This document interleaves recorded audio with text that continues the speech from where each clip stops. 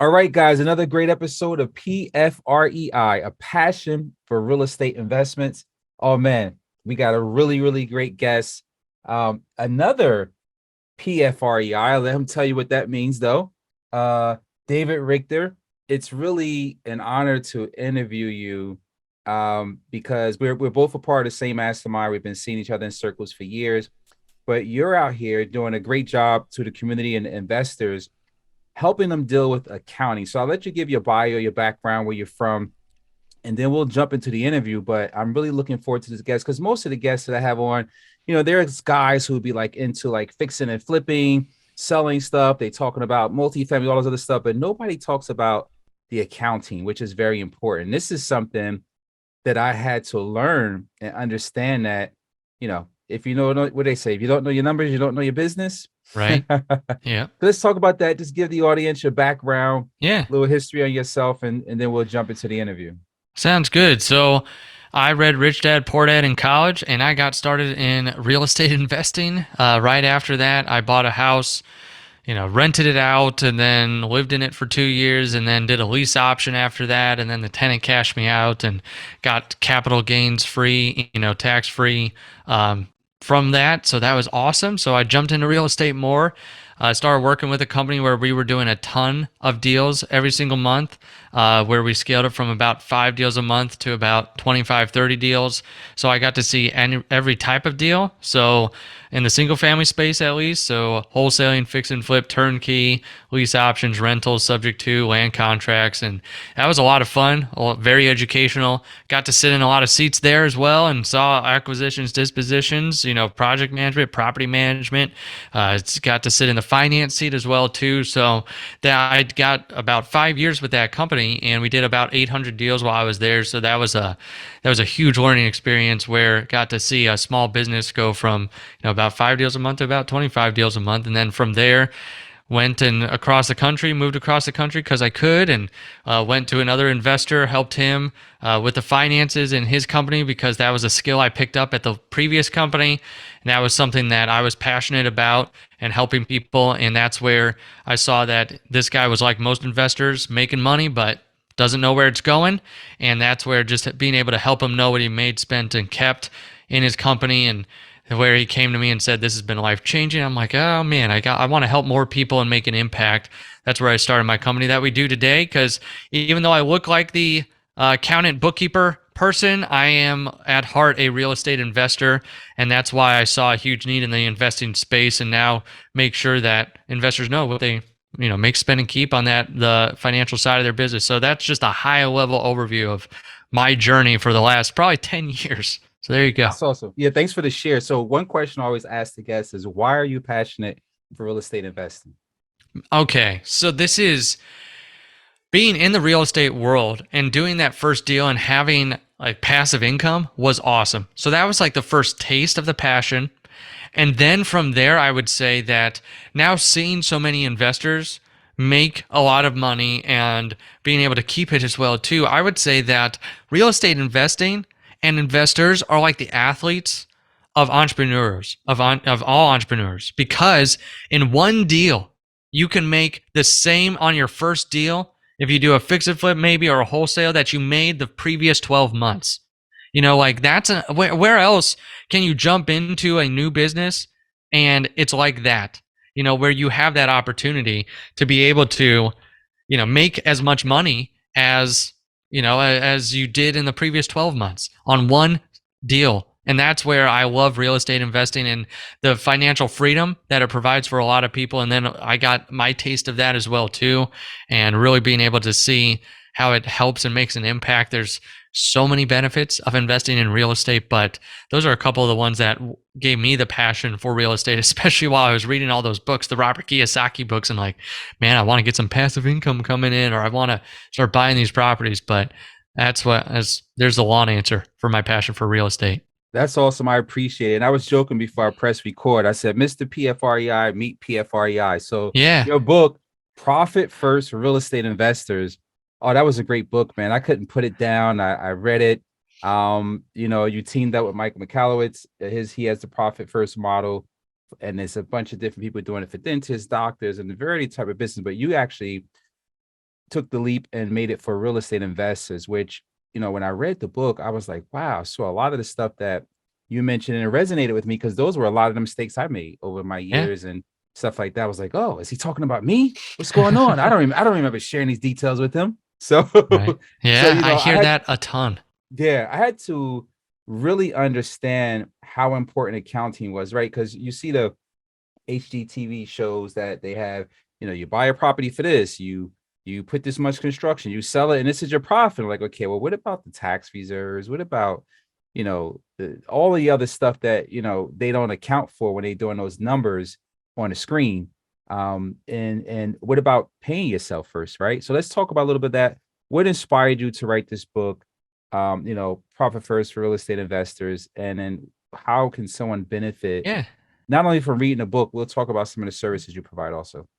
So, number one, it was that first investor where I helped with the financial side. And before I even thought about starting a company or had even read Profit First, where he was just spinning his wheels. Where is all my money going? Like, I'm doing these rehabs and I have these rentals, but what in the world? And that was just eye opening to me that you could be doing a ton of deals, but feel poor a lot of the times because there's no cash in the bank account.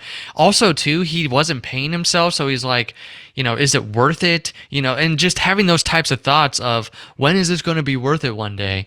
So it was like being able to help set that up to where even before I read Profit First to make sure he's paying himself, that he can know what he's making, spending, keeping. But then from there, once I knew I wanted to start the business after that guy, one of my mentors called me, Gary Harper, and he said, read Profit First if you're going to start this business. So I did. That night, I read the whole thing, took 10 pages of notes, said, this is beautiful. And it resonated with me because even though I don't know if you probably can't see me if you're just listening to this on a podcast, but if you saw me, I look like an accountant or a bookkeeper. Like I have that face. I get it. But where it was easy for me as the entrepreneur, that wasn't, even though I knew the numbers and I knew the finances, but that was because I was self-taught from that last company and just sitting down with a CPA.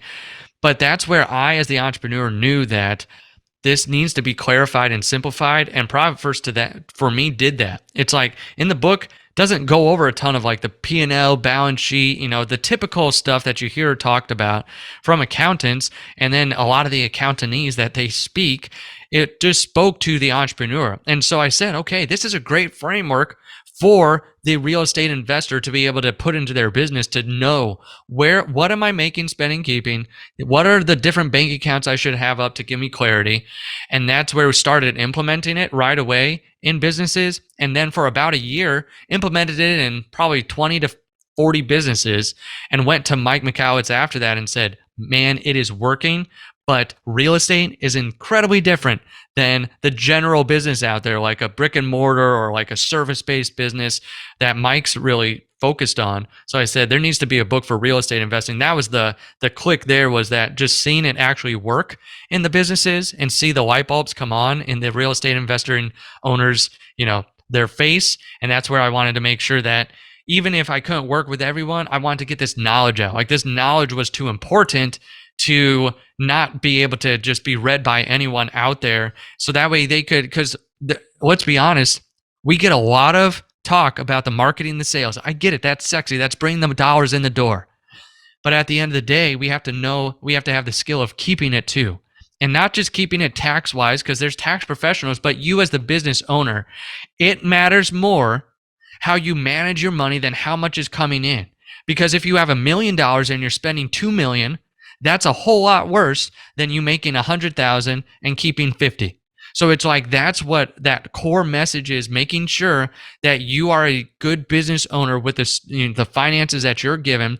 And that way, at the end of the day, you have something left over. So that's what resonated with me. That's why I wanted to get this message out. I want to help people really understand that core message there of like, you don't have to live deal to deal anymore, struggling to feel like you're broke. You need to make sure that you've got a very simple system to manage the cash that's coming into your business. Yeah, I mean, for me, it was like a no-brainer when I read this, and I read T. Harvey Eker book as well. Yes. Where he kind of talked about the jars, the jar system, Yep. using the jar system to save money and do certain things. So if you want to go out, you go into the jar, that's the party jar, whatever it was, and your bills jar, whatever it was. It's similar to the same concept, but this Oh is yeah. more high level.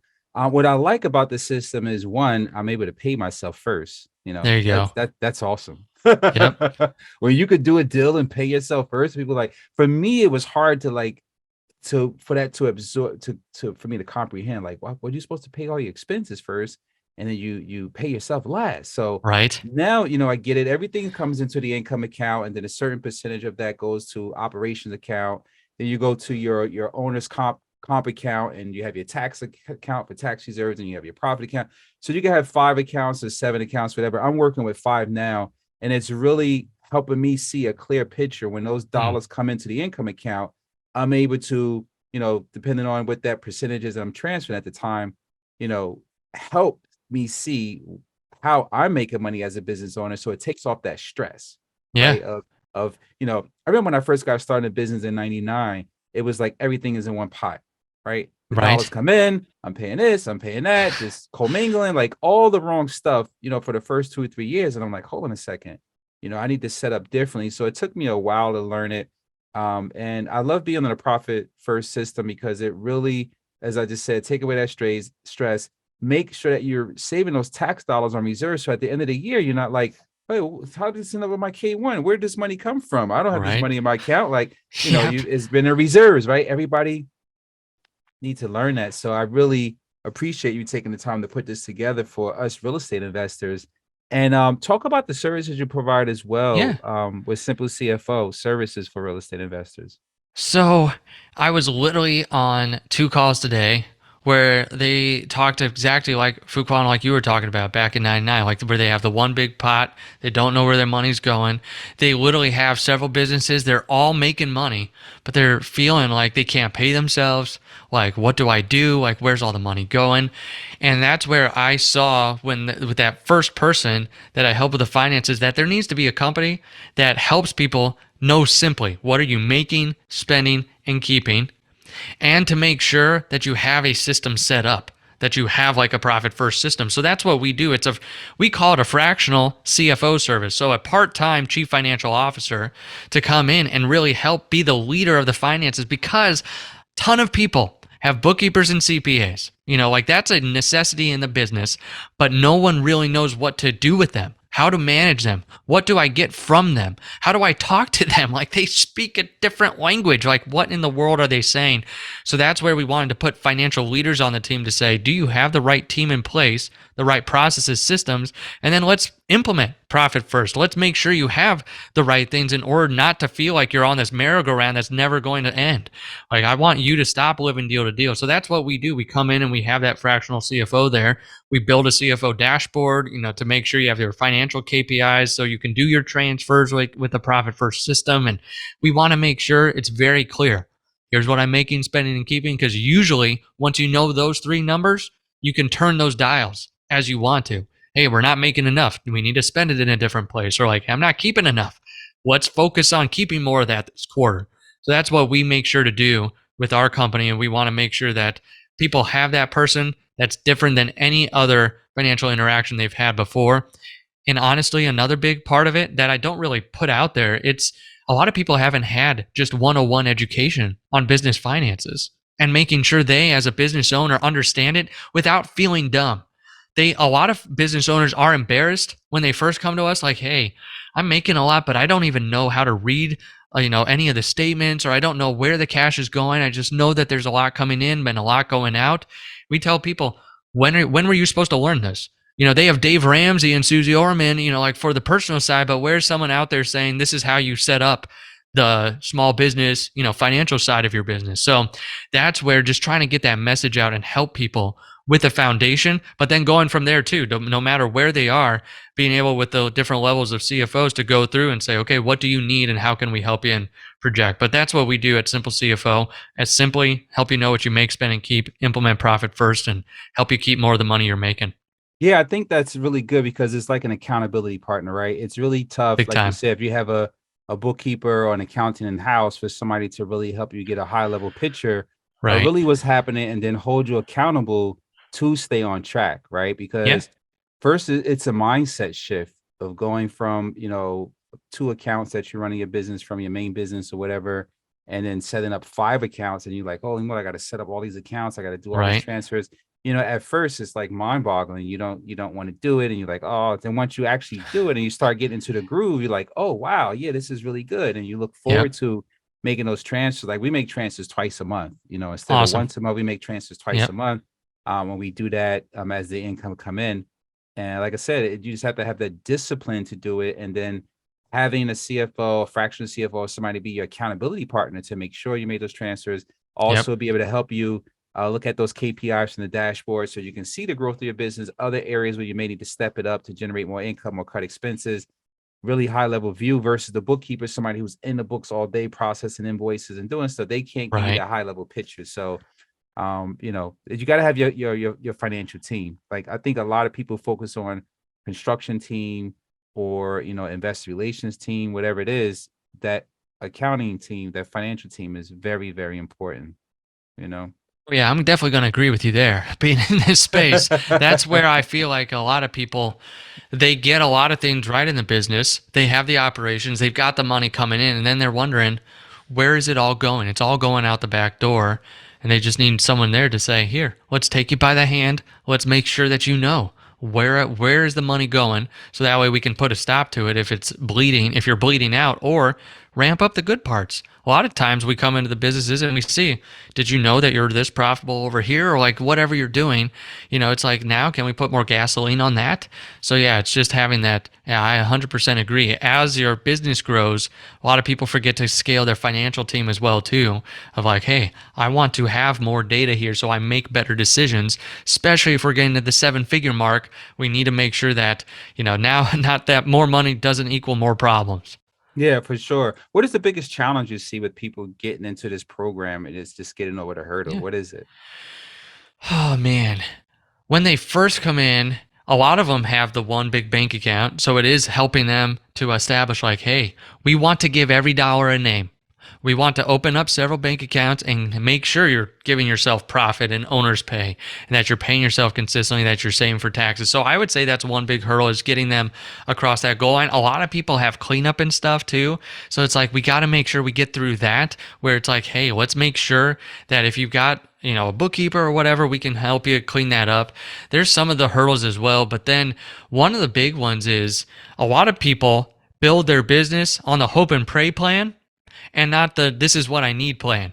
Like, they don't even know what they need from their business because they've never had anyone either ask them, or they didn't know this is how to set up the business. Of, I need to know, what do I need from my business as the first priority, because if I'm not healthy, everyone else is going to know it. And then number two, like, if I go down, everything goes down.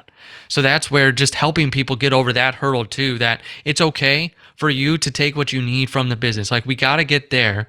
And then also too, like, that the business is healthy. So those are a few of the ones where we see them come in and, having those issues right away, and trying to just help walk them through those different steps.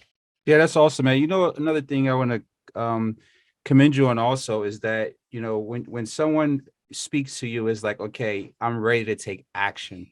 Yeah. Like what I noticed that about you, like to speak to people who's ready to take action right then and there. They get on the phone, okay, you're ready to take action. Let's do it. Let's just Yeah. jump out the window and grow wings flying down, like Les Brown say, falling down, whatever Right. it is. But Yeah. basically it's that action call, because most people are afraid to take the next step, and they just want information, and they want to figure that they're going to be in the same position, right? That Right. happens, right? A lot of people are Yeah. paralyzed, Yeah, for right? They sure. want to call, get information. They know they have a problem, but they don't want to create a solution for it. So that's one thing I like about you. If somebody jumps on the phone with you, they're like, hey, let's do this. You're like, all right, let's go. Let's go. I can set you up with this person, that person. Then you delegate to your team, and they start getting going right away. So yeah, let's talk about how people can reach you and Yeah. reach out to you to find out more information. So Where we can have they a go? website, one stop shop, simplecfo.com, simplecfo, like chief financial officer.com. That's where you can find. We have our podcast there. I can't name mine PFREI, so it's the Profit First REI podcast. So that's where it's the you can, and that's just a bunch of stories about people like Fuquan who have implemented it, just giving you hope. Then that's where you can find the book as well, Profit First for Real Estate Investing. It's on Amazon, but there's a link there. Or if you want to schedule a call with the team, there's a big button right there. Schedule a call, and we'll see if we're the right fit and see if we have what you need and what you're looking for. No pressure at all, but we just want to make sure that you're not living deal to deal anymore. So simplecfo.com. Yeah, I would highly recommend that, you guys read the book first, right? So you'll get the framework, and then, that's really halfway. And I think Yeah. that's one of the requirements too, is to read the book first to get an Yep. understanding. So, once you jump on a call to speak to a team person, you kind of in the mindset, and you kind of understand what those services will be. And for those of you guys who are really not building up your financial team or paying attention to this, you're always going to wonder why you're stuck on the same hurdle, why you're not making any money, why you don't have money for taxes. It's very important that you make this important. And it took me time. I didn't just notice out the gate. It took me time to really understand how important the accounting arm was, especially when you're doing a lot of high volume. You mentioned it earlier. You see people, hey, I'm doing 100 deals a month. Okay, great. How much profit are you making? Right. Like Exactly. so, Hear that all the time. so yeah, so that's that. But I just wanted to thank you for coming on the show. I really Yeah, appreciate it, for sure. guys. Another great episode of PFREI, a passion for real estate investments. I'm your host, Fuquan Bilal. You can find us on YouTube and social media and all the other places you can find great podcasts. Thanks again for tuning in. Hope we brought you value today. Thanks for coming on the show, man. I really appreciate it. Although it was short, just wanted to make it impactful and powerful so they know where to catch you at. Make sure you guys read the book, Profit First for Real Estate Investors. All right. Any last comments before we go? Just thank you for having me on. And then if there's anything that you do from here, if you could set up one bank account in your business other than all your other ones, call it profit, transfer 1%, get into good habits of not spending everything you're making and start that process and that journey. And then once you read the book, you can get the rest of the info. But that's what you can do from here. Awesome. Thanks again. All right, guys, signing out.